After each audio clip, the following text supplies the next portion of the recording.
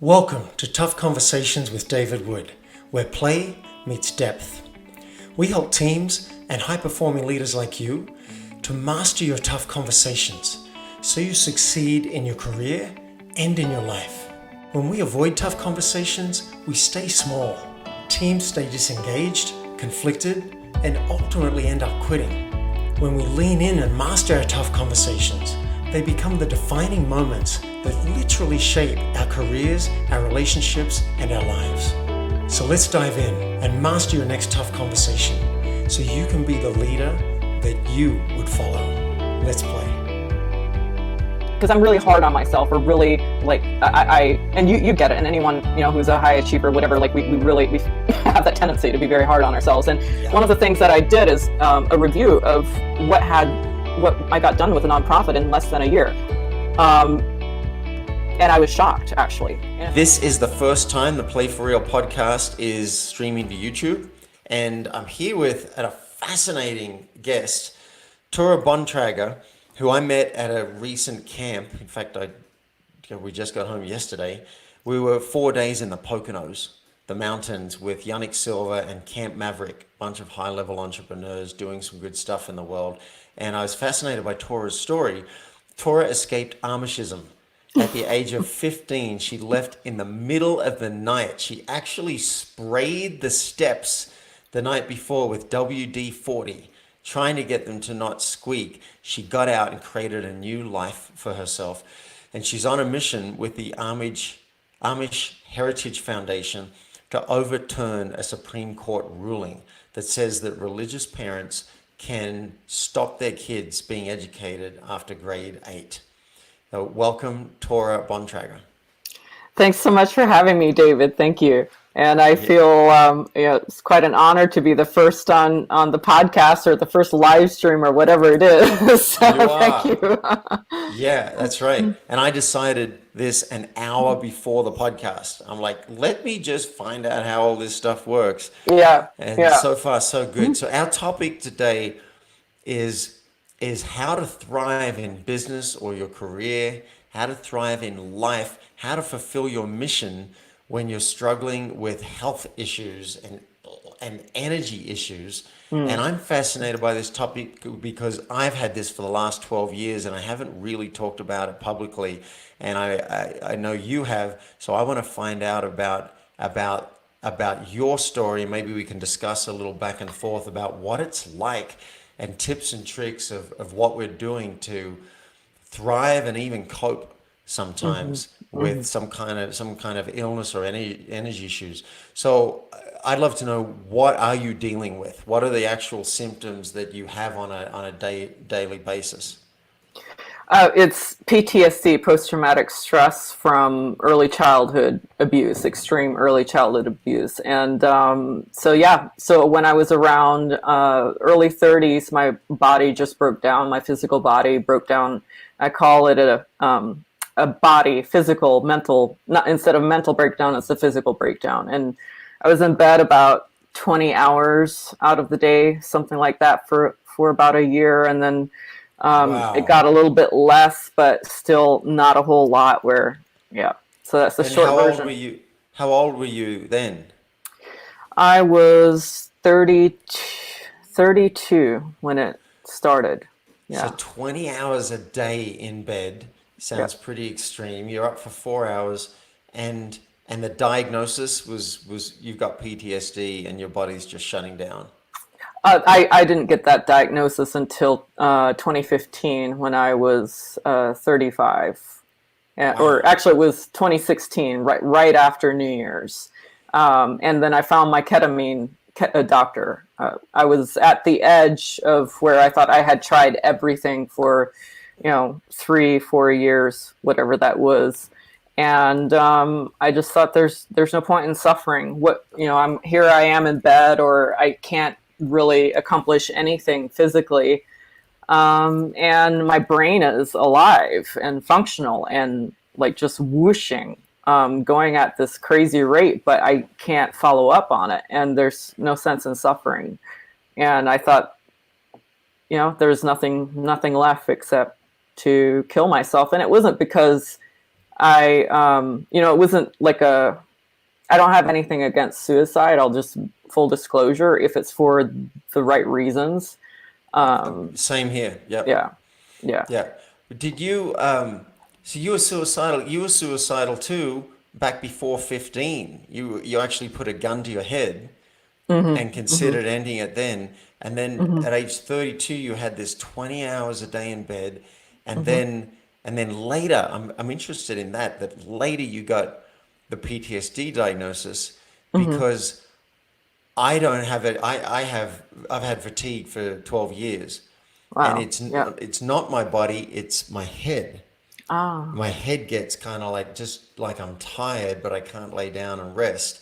And no one's called it PTSD, but I do also have a PTSD diagnosis from presumably from watching my little sister get killed, hit by a bus.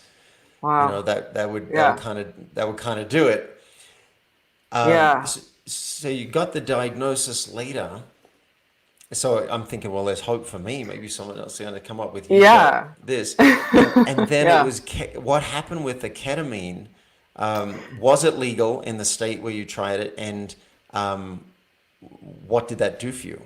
Ketamine infusions, if administered by a licensed doctor, is legal in all 50 states. So it's an anesthetic. It's just administered as an IV at a different rate. So it is legal in a clinical license MD setting.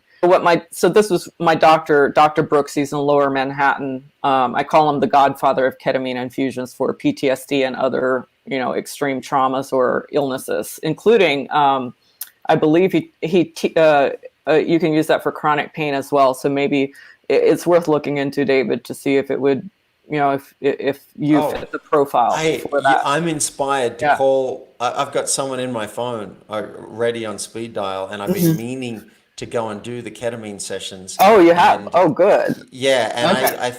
I think after this call, after this interview, I'm just going to call up and book a session, because I'm ready.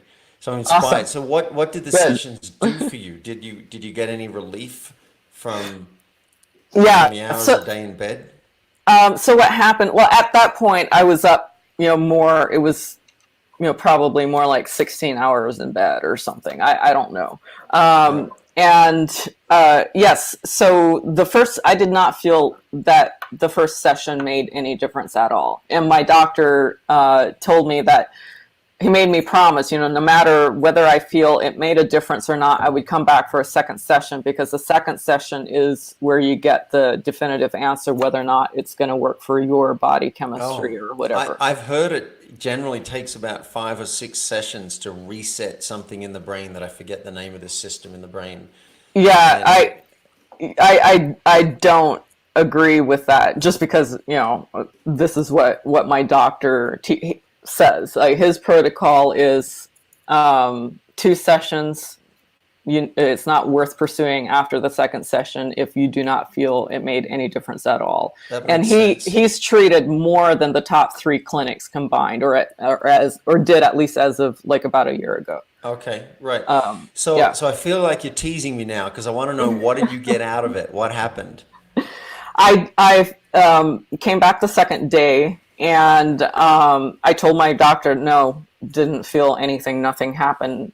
But I did, for one moment, feel the loops. So what happened was that I got into a 24-hour flashback looping thing, where the PTSD just, I got re-traumatized because of some of the things I was doing, like writing my memoir and trying to get justice, dealing with a detective that was a crook, that turned out to be a crook, which is another thing, but who re-traumatized me.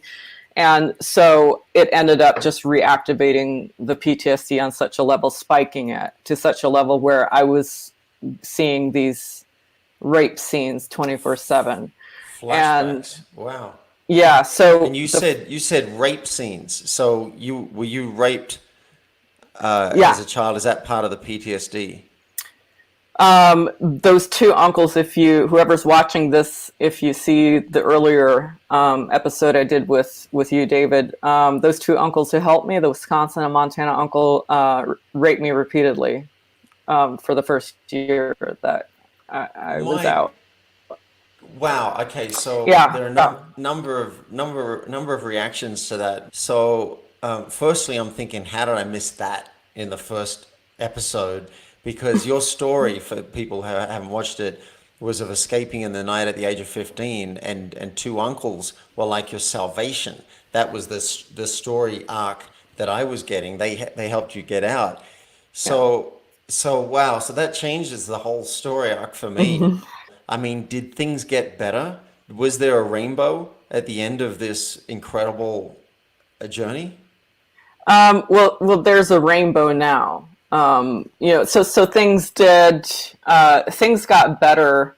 Yeah, I mean, there was a trajectory upward, but a very, very, very tough trajectory upward. And it wasn't until after I graduated from Columbia University, and then started going to therapy for the childhood trauma, for the rape, for all the other things. Everything else as a child, I wasn't raped, but I was molested by school kids and so forth. So that none of that stuff was addressed until age 29 onward. So I would say the rainbow came after, through that process of several years of personal growth and alternative therapies, including psychedelics, plant medicine, and that, now I see, I can see the rainbow. Okay, Yeah. so that gives me a thank you. It gives me a broader picture. So you were basically molested and raped, and then at age 29, you were diagnosed with PTSD. At age 32, you're spending 20 hours a day in bed, and you've done years of therapy. And then how old are you now? I am 39, and next week, I believe, is my 39th birthday. Wow. And would you say, was it just recently, like in the last year, that you feel like things have started to come good? Or was it, I'm trying to get the timeline. Yeah. Was it like at age 32, 33? Can you pinpoint it? It wasn't until I was 37 that I started feeling like, oh, I'm starting to get back to my normal operating capacity consistently. Like it wasn't the Wow. up and down, up and down, up and down, up and down. So, Yeah. the ketamine infusions, definitely, that was the turning point where I got back for the first time. Like I felt that there is love in the universe after all, when it was just solid darkness for 3 years or more. And so, but it was, a constant up and down, up and down, up and down. And I kind of like explain it. The ketamine is like fueling up the car, but it's been so dry, it's run dry, that it has to go through the entire system before it can even, there's even enough Yeah. to, yeah. Well, I want to share impact of that. I felt some sadness Mm. when you said that there is love in the universe, and I feel sorry and sad that you had to go for so long not feeling that. And at the same time, I feel acknowledgement, and well, I acknowledge you. You are a true survivor. It's a bit of a miracle, I think, that you're still here with us on the planet, and I see your courage in that.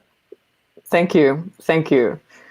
Um, yeah, it was, I definitely feel, if anyone who's listening and thinks that they're at the end of the road, take a look at, ketamine. And New York, nyketamine.com is my doctor's site, Dr. Brooks. He just tell him Torah sent you, and he gets it, unless you have somebody else that but he's definitely a Yeah. safe person to go to.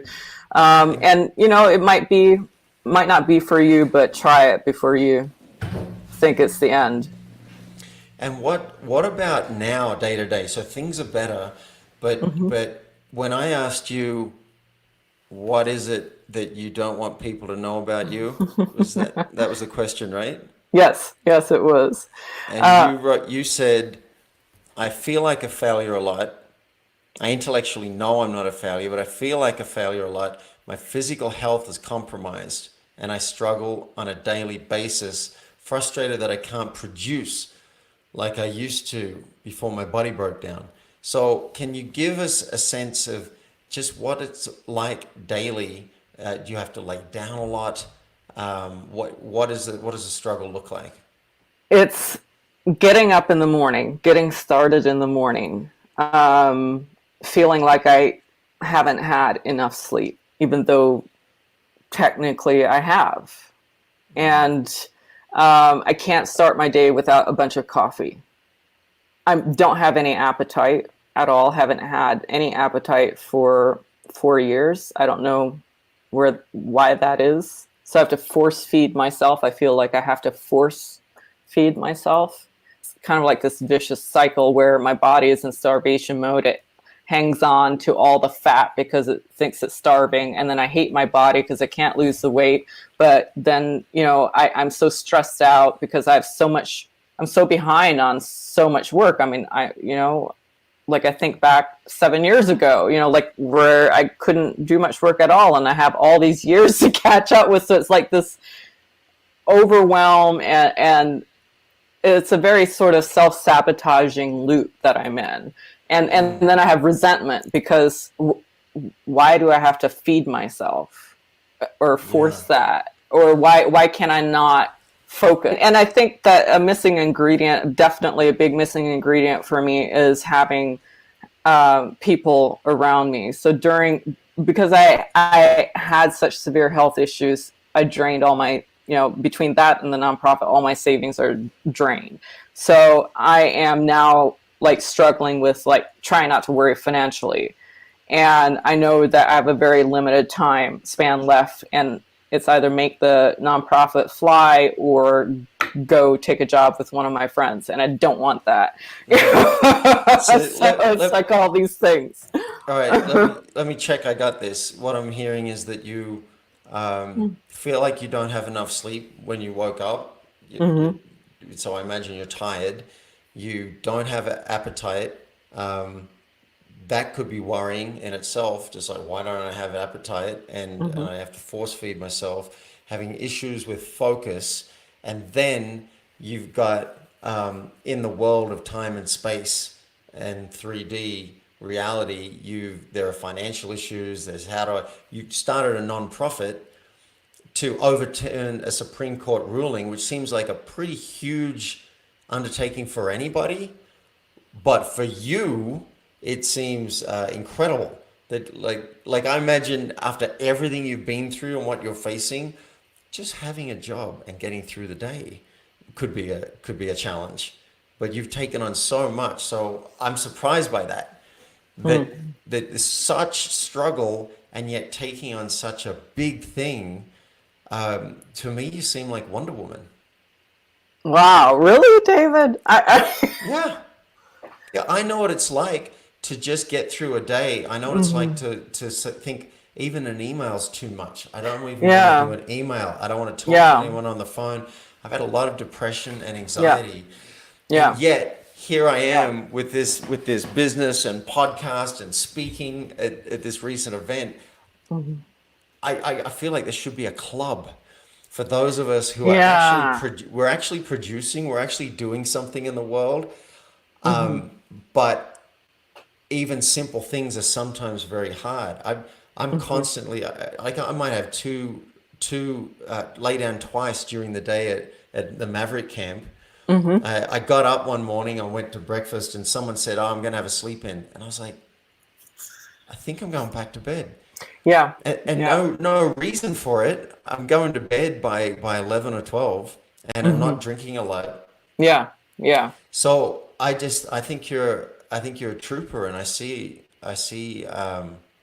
it's incredible that you're taking on something so big, given that your body's like, nah, I'm not having any of that.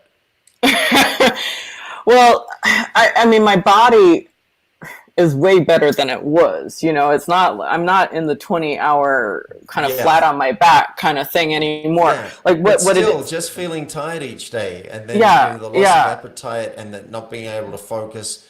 That's a real challenge. I mean, thanks for pointing it out that it is a big deal. I'm like, because I'm really hard on myself, or really like and you get it, and anyone who's a high achiever, whatever, like we have that tendency to be very hard on ourselves. And Yeah. one of the things that I did is a review of what I got done with a nonprofit in less than a year.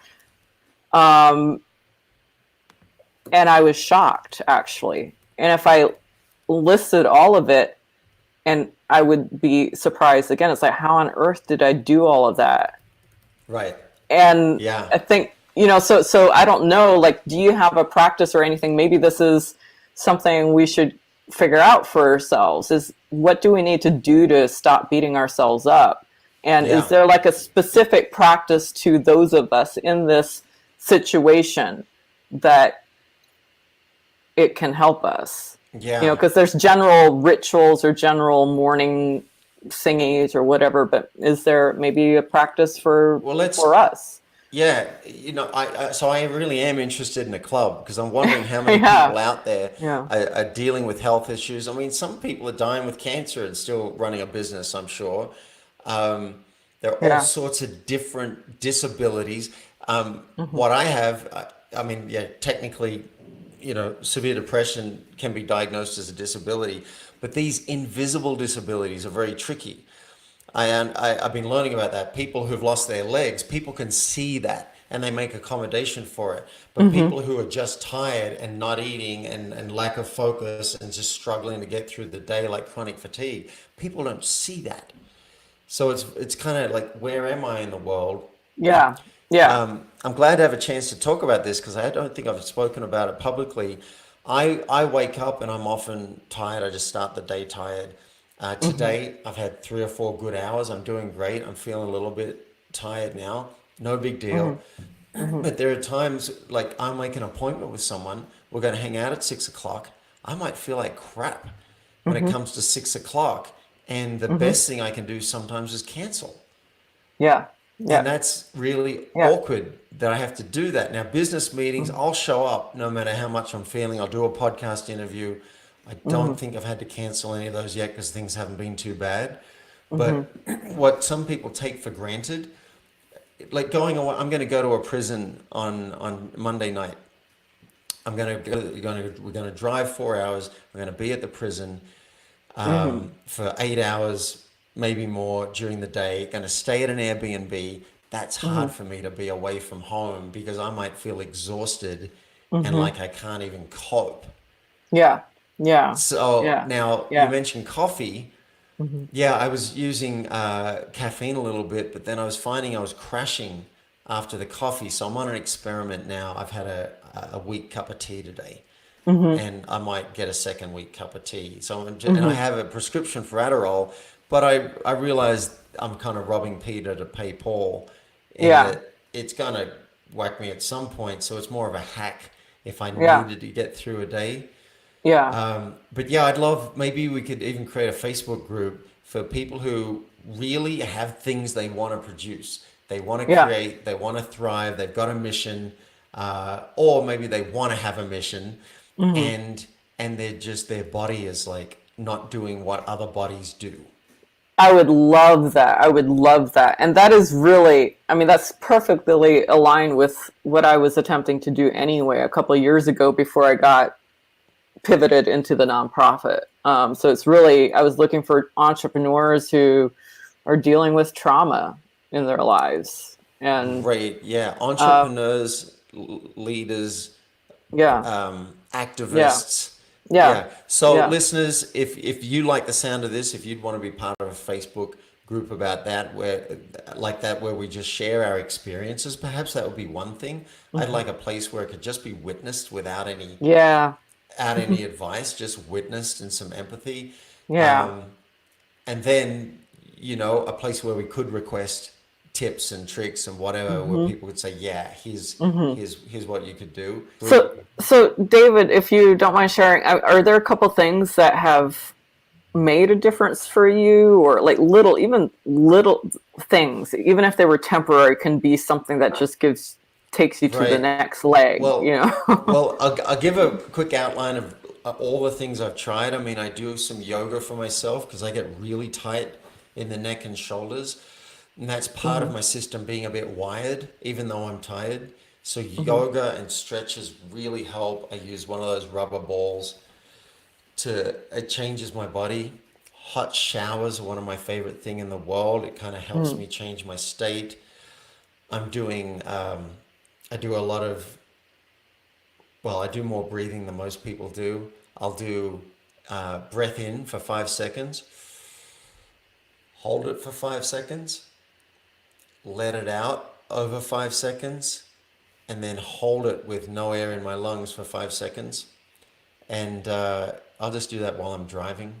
I do a meditation each day. I lay down. I try and sleep. I kind of want to sleep all the time, and I almost never do, but I go into a trance now. I've learned to relax my body. Even in the airport, I once did it and found I had a line of people going 2 feet from my body, and I was still in trance, resting and recovering in 20 minutes. I can do that now listening to like hypnosis. It doesn't matter what the hypnosis tape is.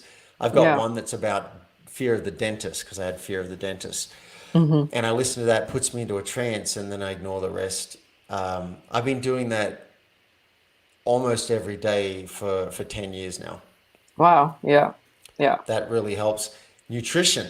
I just done the Wild Fit program by Mind Valley and Eric Ed Meads, and I do not eat sugar now. I rarely eat grains. I don't, I avoid dairy, and I don't do processed stuff. So my whole nutrition has been revamped. Is it helping? I don't know. I'm not as bad as I used to be, so maybe it's helping. And medication. I'll use it like when I'm at the end of my rope and desperate, I will use medication if it's going to have me feel better. So I've explored a lot of medication. I'm taking some right now daily. I'm taking gabapentin 3 times a day, and that is helping a lot. And I still hold out the hope that there'll be a day that comes where I don't need anything. Yeah. But meanwhile, I'll take what I can get. Yeah. Yeah. Yeah. So that's a lot of answers. But I've tried a lot. Oh, limbic connection. I just got a puppy. Oh, I yeah. just got a puppy. Let's see if Yeah. she come in. I tell you, I had tears in my eyes this morning just looking at her in the garden. Oh. And this Oh. is scientific. Like I need limbic Yeah. Yeah. connection to be whole and well. So I've got that. I've created a community of friends. I've gone and moved to Boulder, where I have really good friends and people who I can have touch with. You Yeah. know, Yeah. I just found a friend recently, and she said I have a high value on touch. I said so do I, and so platonically we just cuddled. So I tell you what, really should do a whole episode on this because there's so many modalities that I'm trying and bringing into my life Yeah. to support my wellness. Yeah. I want to wrap this up by saying thank you. I love that we got to dive into this topic. It's very Yeah. personal for me, and I'm really appreciating your authenticity and transparency and your courage and being willing to like share your whole story. Be a lot of people who have anything even approaching that and don't want people to know about it. Yeah. And the Play for Real message is really about transparency. Let it be healed in the light. Now I'm sounding religious, which I'm not, but like let it be seen so that we can see ourselves. Yeah. Now, where can people find out more about you? I know that you are doing a tour. You're raising funds for your nonprofit to help, let's see if I get it right, to help overturn the Supreme Court ruling so that children have a right and access to education.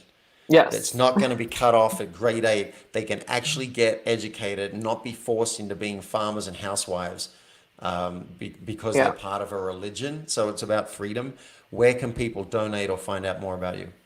You can go to amishheritage.org/tour if you want to find out about the tour and the overturning plan, or /donate if you just want to donate something right away. Wonderful. You've been listening to Tough Conversations with David Wood. Now it's action time. Mastering your tough conversations will have a major impact on your team, your company, and you as a high-performing executive or entrepreneur. If you're ready, request a discovery session with me at playforreal.life so we can transform your team, your company, and you. And if you've enjoyed this episode, I would love you to help me spread this message of tough conversations in a very simple way. Just leave a public review at playforreal.life/podcast. And you may hear me read it out loud and thank you live on a future podcast. Now, let's play.